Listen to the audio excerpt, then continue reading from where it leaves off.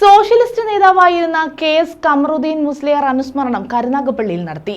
Janata Dal S Karunagappally നിയോജക മണ്ഡലം കമ്മിറ്റിയാണ് അനുസ്മരണം നടത്തിയത്. ജനതാദൾ എസ് കരുനാഗപ്പള്ളി നിയോജക മണ്ഡലം കമ്മിറ്റിയുടെ നേതൃത്വത്തിലാണ് സോഷ്യലിസ്റ്റ് നേതാവായിരുന്ന KS കമറുദ്ദീൻ മുസ്ലിയാർ അനുസ്മരണം സംഘടിപ്പിച്ചത്.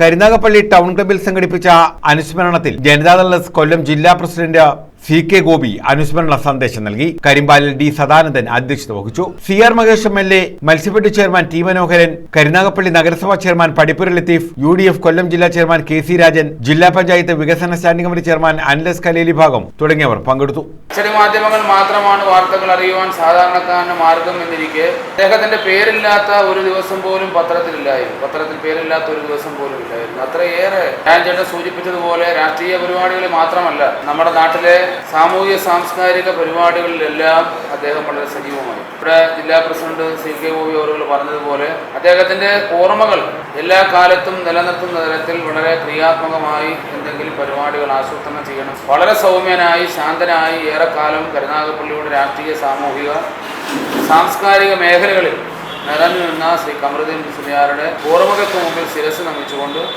News bureau, Karunagappally.